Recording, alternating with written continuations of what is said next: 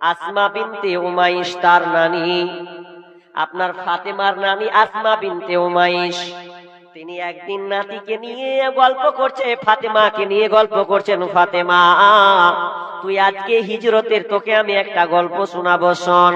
হিজরতটা কিভাবে হয়েছে, কত কষ্ট করে হয়েছে, কত ঝামেলা আপনার কিনা, কত কষ্ট করেছে, দিন প্রচার করেছে। তো তিনি আসমা বিনতে উমাইস তার নানি ফাতিমা রাদিয়াল্লাহু তাআলা আনহাকে হিজরতের গল্প শোনাচ্ছেন। আর শোনাতে শোনাতে শোনাতে ফাতেমার ধ্যান অন্যদিকে চলে গেছে, অন্যদিকে ধ্যান হয়ে গেছে, মন খারাপ। তখন আসমা বলছে যে, এই নানি, এই তোকে যে হিজরতের গল্প শোনাচ্ছি, তুই ধ্যান অন্যদিকে কেন রে? এবার ফাতিমা বলছে, নানি আমার, আপনি আমাকে হিজরতের গল্প শোনাচ্ছেন, কিন্তু আমার মনটা অন্যদিকে চলে গেছে। মনটা কেমন? মনটা এরকম, আমার আব্বার কথা মনে হলো। আমার আব্বা মারা গিয়েছে, যেদিন আমার আব্বা মারা যায় সেদিন আমি খুব কান্না করেছিলাম। সেই মারা যাওয়ার কিছুক্ষণ আগে আমার কানে কানে বলেছেন, বেটি রে, আমার মরার পর তোর 6 মাস পর তোর মৃত্যু হবে। আর এই কথাটা যেমন স্মরণ হয়েছে, ওই আব্বার কথাটা মনে করেছি। তার মানে আমি আর কয়দিন পরে মারা যাব, আমারও টাইম ঘনিয়ে এসেছে গো নানি। আমি এখন চিন্তায় পড়ে গেলাম, আমি যে মারা যাব, আমি যে মারা যাব, মানুষ আমাকে দেখতে আসবে। ফাতেমা কত লম্বা ছিল, কত চওড়া ছিল, ধলো না কালো। যেদিন আমি মারা যাব তাহলে তো মানুষ আসবে, মহিলারা আসবে, আমাকে চিনে ফেলবে, দেখে ফেলবে। অথচ আমি সেই ফাতেমা, যাকে আমি ছেলে তো দূরের কথা, মেয়েদেরকে পর্যন্ত আমার মুখখানটা আমি কাউকে দেখার সুযোগ দেই না। আমি এত সুন্দর করে সাজতাম, আমার স্বামী ছাড়া আমি কোনো পরপুরুষ, কোনো পর নারীকে আমি দেখতে দিই নাই। তো নানি রে, যেদিন আমি মারা যাব সেদিন তো আমি কেমন করে নিজেকে রক্ষা করব? আমি যদি মারা যাই তাহলে লোক তো আমাকে চিনে ফেলবে, বলবে ফাতেমা এত ফুট লম্বা, ফাতেমা এত মোটা, ফাতেমা ছিল দেখতে কালো, অথবা কেউ বলবে ফাতেমা দেখতে ধলো, সবাই তো জেনে গেল। তো এই চিন্তায় আমি চিন্তিত হয়ে আছি যে মানুষ তাহলে আমাকে চিনে ফেলবে। কেমন গো? আর ওই ওরসের আমরা জাত, বংশ পরম্পরা চলে আসছে, নবীর উত্তরসূরি আমরা। আর আমাদের মা বোনদের কেমন দেখেন, তার আগে কিভাবে রাস্তাঘাটে চলছে, এখনো চলছে, বাজারে দেখেন গা, ওর মাথায় কাপড় ভালো করে নেই, খুব হাসছে আর বাদাম খেয়েছে, খুব হাসছে আর ফুচকা লিছেও, বাজারে এখনো জালসার মেহফিলে প্যান্ডেলে আছে, বাইরে আছে, দেখেন গা, ওটা আপনারই মেয়ে আছে। আর ফাতেমা দেখেন, নিজেকে এত ইজ্জত এত করে ঢেকে রাখছে, তো মরে যাবে, তো মানুষ মরে গেলে তার কিছু করতে পারবে না, পারবে কি? পারবে না। এরপরেও চিন্তা করছে যে আমি, আমার দেহটা কেমন থাকবে, লোক যখন দেখতে আসবে আমাকে চিনে ফেলবে। এবার আসমা বিনতে উমাইস ফাতেমাকে বলছেন, বুবুরে, তোকে চিন্তা করতে হবে না, এ নিয়ে তোমাকে টেনশন করতে হবে না। আমি এমন একটা কাজ করব, যে কাজটা করলে তুমি উপকৃত হবে। এবার মা ফাতেমা রাদিয়াল্লাহু তাআলা আনহা বলছেন, বুবু জান, আপনি আমার কি উপকার করবেন বলেন দেখি, কেমনটা উপকার? বলছে, বুবু, তুই যদি মারা যাবি সেদিন আমি একটা কাজ করব। যখন তুই মারা যাবি তখন তোকে আমি সুন্দর করে কাপড় দিয়ে ঢেকে দেব। তো ঢেকে তো দেব, এবং শুধু তাই নয়, চারদিকে 4টা গম্বুজ গেড়ে দেব, গেড়ে দিয়ে উপরে এমন করে একটা কাপড় দিব, মানুষ টের পাবে না তুমি কতটা লম্বা, তুমি কতটা মোটা, তুমি কালো না ধলো। ভালো ধলো তো দূরের কথা, তোমার লম্বা মোটা কেউ জানতে পারবে না। তখন ফাতিমা হাসছে, বলছে, বুবু, ওটাই ভালো হবে, তুমি ওটা আমার জন্য করো, আল্লাহ যেন তোমার উত্তম বিনিময় দান করে। নিজের দেহ নিয়ে টেনশন, পর্দা কি অবস্থা হবে? আর আমাদের মেয়েদের জীবিত কালের অবস্থাই খারাপ। সাবধানে থাকিও নারী পর্দার আড়ালে, সাবধানে থাকিও নারী পর্দার আড়ালে, হাদিসে হারাম লিখে অন্য দেখিলে, হাদিসে হারাম লিখে অন্য দেখিলে, সাবধানে থাকিও নারী পর্দার আড়ালে, সাবধানে থাকিও নারী পর্দার আড়ালে। শোনো নারী কোরআনের বাণী, যেও না গো পর্দা ছাড়ি, শোনো নারী কোরআনের বাণী, যেও না গো পর্দা ছাড়ি, সুপারিশ করবেন না নবী দায়স হইলে, সুপারিশ করবেন না নবী দায়স হইলে, সাবধানে থাকিও নারী পর্দার আড়ালে, সাবধানে থাকিও আপা পর্দার আড়ালে। আজকাল নারী গণে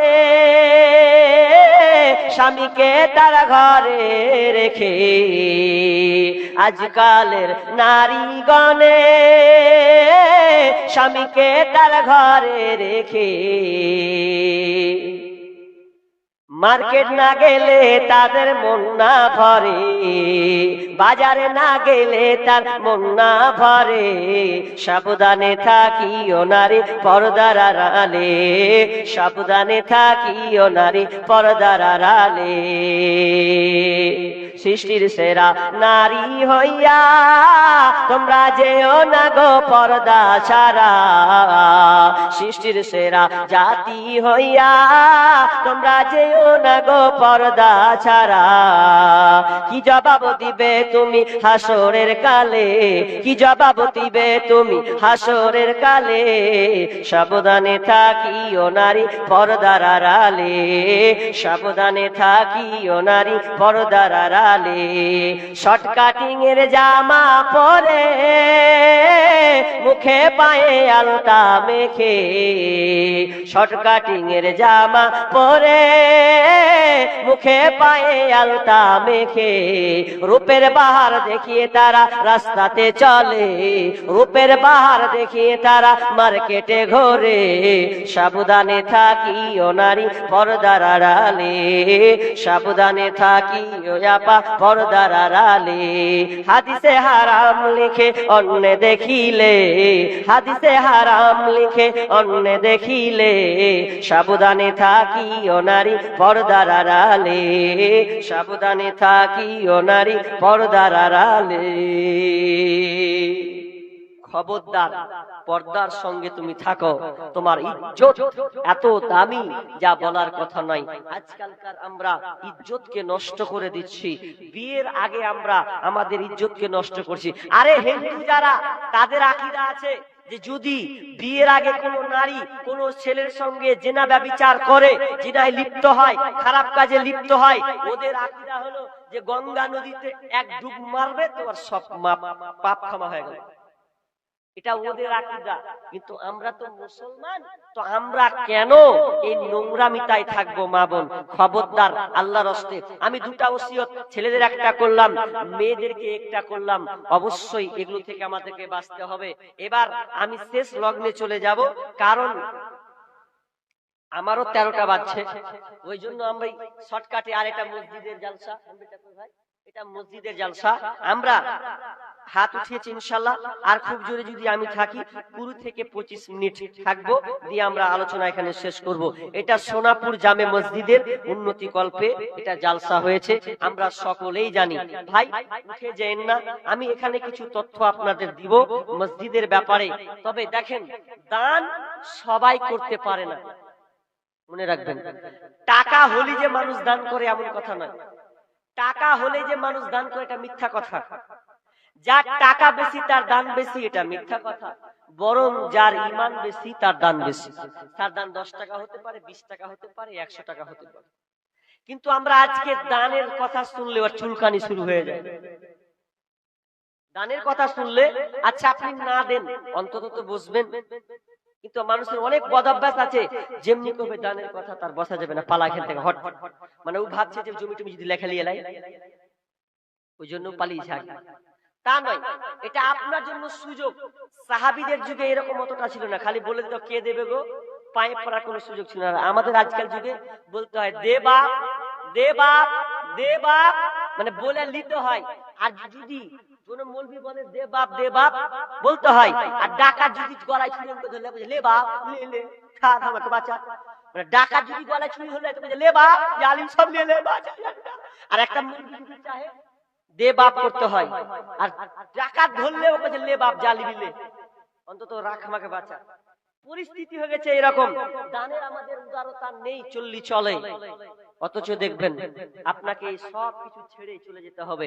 আপনি দুনিয়াতে আছেন, দুনিয়াতে ছেড়ে যখন আপনি মরে যাবেন তখন আপনার মাল খাবে লোকে, আর যখন আপনি কবরে চলে যাবেন তখন আপনার দেহ খাবে পোকাতে। আবার বলছি, যদি আপনি মাল রেখে আপনার ধন সম্পদ রেখে মারা যান, ওটা ভাগ করবে লোকে, তার মানে আপনার আত্মীয় স্বজন ছেলে মেয়ে তারা ভাগ করবে ওটা লোকে। আর যখন আপনি মারা যাবেন তখন আপনার লাশটা খাবে পোকাতে। বাঁচার কোনো কায়দা নাই। পোকা থেকে যদি বাঁচতে চান যে নিজেকে বাঁচবো, তাহলে আপনাকে ওই মালটি নিয়ে কবরে চলে যেতে হবে। কেমন করে যাবেন? আচ্ছা, মাল কোনদিন কবরে নিয়ে যাওয়া যাবে? জি, বাড়িকে বেঁধে নিয়ে যাবো, এটা হবে কোনদিন? আপনি মাল নিতে পারবেন কিভাবে? বিশ্বনবী বলছেন তোমার মাল তিনটা, একটা তুমি যেটা খাও ওটা তোমার, তুমি যেটা পড়েছো ওটা তোমার, আর যেটা আল্লাহ রাস্তায় জমা দিয়েছো ওটা হচ্ছে তোমার। তোমার তিনটা জিনিস, কিন্তু দুটা শেষ হয়ে যাবে দুনিয়াতে, একটা টিকে থাকবে। তুমি যেটা কবরে নিয়ে যাবে ওটা তোমার মাল, তুমি কবরে নিয়ে যেতে পারবে। কিভাবে তুমি নিয়ে যাবে? তোমার অ্যাকাউন্টে আল্লাহর খাতাতে যতটি মাল তুমি জমা করবে ওটি হবে তোমার মাল। মানুষ কই যায় রে দুনিয়া ছাড়িয়া, মসজিদের ওই পালকি আয়না দোলা দে সাজায়া তারে জনমের লাগিয়া, মসজিদের ওই পালকি আয়না দোলা দে সাজায়া তারে জনমের লাগিয়া। মানুষ কই যায় রে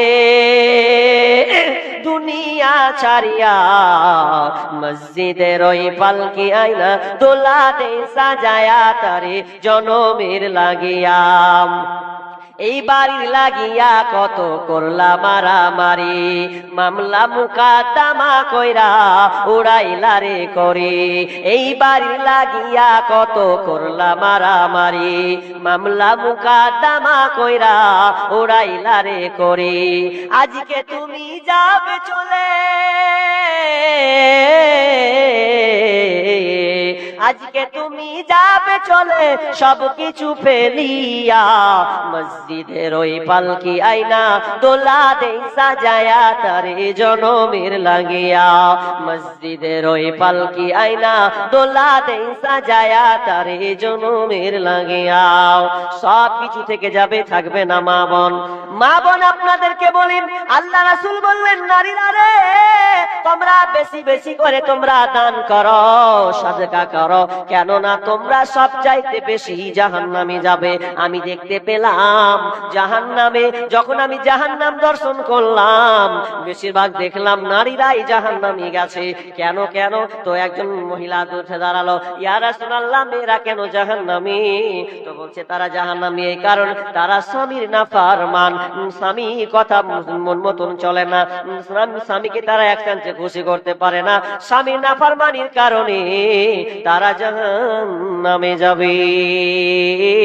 শুধু তাই নয়, অন্য হাদিসে আছে যে যারা আপনার নিজেকে সাজসজ্জা করে মার্কেটে ঘুরবে, চুলের উটের গুজার মতন করবে, ওরা কোনোদিন জান্নাতে যাবে না। লা ইয়াদখুলুল জান্নাতা ওয়ালা ইয়াজিদুনা রিহাহা লা ইউজাদু মিন মাসিরাতি কাযা ওয়া কাযা। বিশ্বনবী বলছেন ওরা জান্নাতের গন্ধ পাবে, জান্নাতের সেন মানে পাবে না, অথচ ওই জান্নাতের সেন অনেক দূর থেকে পাওয়া যায়। একজন মাওলানা গল্প আপনার কিনা আলোচনা করছেন, এই আলোচনা জাহান্নামের আলোচনা করতে করতে, মা বোনদের আলোচনা করতে করতে হঠাৎ করে একটা বুড়ি আপনার কিনা প্যান্ডেলে এসে হাজির হয়েছে। ওই বুড়ি মাকে দেখলাম নিজের একটা রুমাল থেকে হাতের কানের গলার হার বালা সমস্ত কিছুকে রুমালে করে বেঁধে নিয়েছে। বেঁধে নিয়ে প্যান্ডেলে এসে হাজির হয়ে গেছে, দিয়ে বলছে মাওলানা আমি সব আল্লাহকে জমা দিলাম। বুড়ি মেয়ে বয়স তার 60 বছর। এই বুড়ি মা নিজের কানের হাতের গলার বালা আপনার আপনার গলার হার এগুলো খুলে নিয়ে এসে জমা করে দিয়েছে স্টেজে এসে। তখন মৌলানা বলছে বুড়ি মা কি ব্যাপার, তুমি তো সব কিছু খুলে দিয়ে দিলে কেন? এটা কি আপনার বাড়িতে কোনো মেয়ে নাই? আপনার কি কোনো মেয়ে নাই, ছেলে নাই? ও তো বুড়ি মা বলছে আছে আছে, আমার বাড়িতে মেয়ে আছে। আমার মেয়ে অনেক বড় হয়ে গেছে, আমার বয়স আমার মেয়েদেরকে আমি গলার হার মারা বানিয়ে দিয়েছি, বিয়ে দিয়ে দিয়েছি। কিন্তু বলছেন এগুলো তো তোমার মেয়েকে দিতে পারো। বুড়িমা কি জবাব দিচ্ছে মা বোন ভালো করে শোনেন। বুড়িমা জবাব দিচ্ছে বেটা রে, ও বেটা মাওলানা শোনো শোনো শোনো, আমি এটা যাকে মন তা এমন মানে এমন লোককে দিই না, আমি স্বয়ং নিজে আল্লাহকে দিয়েছি। এটা আল্লাহকে ঋণী আমি দিয়ে দিলাম, কারণ এটা আমার স্বামীর প্রিয় জিনিস আছে। আমার মামাকে এটা দিয়েছে, এটা প্রিয় জিনিস, আমি দুনিয়ার কাউকে দিব না। আমার বেটিকে যদি দিয়ে যায় তো আমার বেটি জমি নেবে, আর কিছু করে বেটার বেটির বিয়ে দিয়ে তা ভ্যানিশ করে দিবে, কিন্তু আমি এটা কাউকে দিলাম না। আমি এটা খুলে স্বয়ং আল্লাহকে আমি জমা দিলাম। যেদিন আমি মারা যাব সেদিন আমি আল্লাহকে বলবো আল্লাহ তুমি আমাকে ওই গলার হার হাতের বালা যেগুলো দিয়েছিলাম সেগুলো তুমি আমাকে দাও, আমি এখন পরব। ওটা আমার স্বামী আমাকে উপহার দিয়েছে, ওটা আমার মা আমাকে উপহার দিয়েছিল। বুড়িমা কত চালাক, দেখছে যে আমি বেটা বেটিকে দিব তো ওরা চুষে নেবে, কতদিন ওরা রাখে, কিন্তু আমি এই জিনিসটি দিব না, আল্লাহকে দিব। মরার পরে আল্লাহর কাছে ঋণী দিয়ে দিলাম, আল্লাহর কাছে আমি পেয়ে যাব। তো মা বোন এরকম আপনাদের হতে হবে। দেখেন আপনি ছেলেদের পরিশ্রম করছে, আমি মানা করি না, করেন, তবে মনে রাখবেন আপনি মরে যান আপনার সঙ্গে সম্পর্ক শেষ। কেউ তো আপন নয় তোমারই, কেউ তো আপন নয় নিষ্ঠুর এই পৃথিবীতে, কেউ তো আপন নয়, কেউ তো আপন নয় তোমারই, কেউ তো আপন নয়। যাদের সাথে গড়ো তুমি হৃদয়ের বাঁধন, ফাঁকি দিবে সে তোমাকে শান্ত হইলে সমর্পণ। হইল না তাই এই দুনিয়ায় পড়ে চলো নাই, নিষ্ঠুর এই পৃথিবীতে কেউ তো আপন নয়, কেউ তো আপন নয় তোমারই, কেউ তো আপন নয়। এখন যারে আপন ভেবে পারো জীবন দিতে, ছেড়ে যাবে সে তোমাকে যখন স্বার্থ ফুরাবে। দুঃখের সময় কেউ কি তোমার সঙ্গী হতে চায়, কষ্টের সময় কেউ কি তোমার সাথী হতে চায়। নিষ্ঠুর এই পৃথিবীতে কেউ তো আপন নয়, কেউ তো আপন নয় তোমারই, কেউ তো আপন নয়। এই তোমাকে গড়লেন যিনি তাকেই জানো, তাকেই জানলে তোমার হৃদয় হবে আলোকিত। এই তোমাকে গড়লেন যিনি তাকেই জানো, তাকেই জানলে তোমার হৃদয় হবে আলোকিত। সেই তো তোমার বড় আপন, সেই তো তোমার বড় আপন, আর তো কেহ নয়। নিষ্ঠুর এই পৃথিবীতে কেউ তো আপন নয়, কেউ তো আপন নয় তোমারই, কেউ তো আপন নয়, কেউ তো আপন নয় তোমারই, কেউ তো আপন নয়।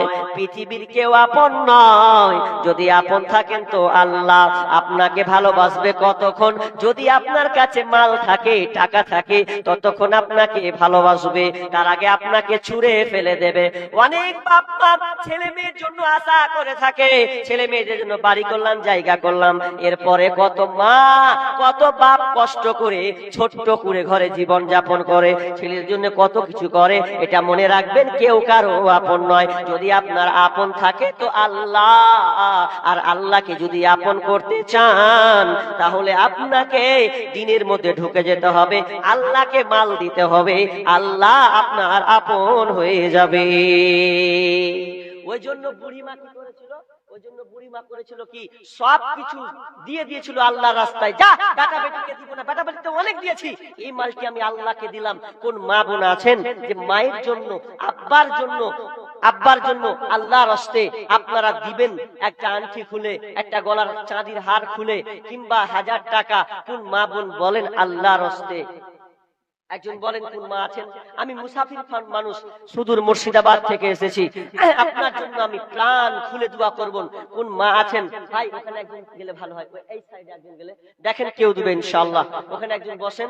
কোন মা বোন আছেন? ভাই একটু বসেন, আর তো 5 মিনিট আছে, তো কি হলো ভাই, আর 10 মিনিট আছে, উঠে পারলা, বসেন বসেন বসেন। 10 মিনিট তো আমি চলে যাবো, তো সারা তো থাকবো না ভাই, 10 মিনিট চাইছি, বাকি তো হাত তুলে না, মানে আছি বাসি হয়ে গেছে, থাকেন। কোন মা বোন আছেন বলেন আল্লাহর রাস্তে, বলেন যে মায়ের জন্য দিব, মা পৃথিবীতে নাই, বলেন। কোন আল্লাহর বান্দি আছেন বলেন যে আল্লাহর রাস্তে আমি জমা দিলাম, আল্লাহকে জমা দিলাম, আল্লাহকে জমা দিয়ে আপনি চিরকাল চলে যাবেন। ছেলে মেয়েকে অনেক দিয়েছেন, কিন্তু মরে দেখেন ওরা আপনার জন্য দিবে না। আজকে তো প্রমাণ হলো, কটা সন্তান আব্বার মায়ের জন্য দিয়েছে, আর একজন দিয়েছেন 50 টাকা, আর একজন ভাই দিলেন 100 টাকা। আল্লাহুম্মা সাল্লি আলা আল্লাহুম্মা বারিক আলা হায়াকাল্লা বারাকাল্লাহ। আল্লাহ দানকে আল্লাহ তুমি কবুল করে নাও, আমিন সুম্মা আমিন। মায়ের মতো হয় না আপন, মায়ের মতো হয় না আপন, হয় না তাহার তুলনা। হায়রে আমার মা, আমার জনম দুঃখী মা, হায়রে আমার মা, আমার জনম দুঃখী মা। মা ছিল মোর আধার ঘরে পূর্ণিমারি চাঁদ, মা ছাড়া সেই ঘরখানাতে নাই রে কোনো সাদ, আমার নাই রে কোনো সাদ। মা ছিল মোর আধার ঘরে পূর্ণিমারি চাঁদ, মা ছাড়া সেই ঘরখানাতে নাই রে কোনো সাদ, আমার নাই রে কোনো সাদ। সে মায়ের কথা পড়লে মনে, সে মায়ের কথা পড়লে মনে, ঘুম যে চোখে আসে না। হায়রে আমার মা, আমার জনম দুঃখী মা, হায়রে আমার মা, আমার জনম দুঃখী মা। ছোট্ট থেকে বড় হলাম যেই মায়েরই কোলে, সেই মা এখন ছেড়ে গেল আমায় কাফেলে, ও মা আমায় কাফেলে। ছোট্ট থেকে বড় হলাম যেই মায়েরই কোলে, সেই মা এখন ছেড়ে গেল আমায় কাফেলে, ও মা আমায় কাফেলে।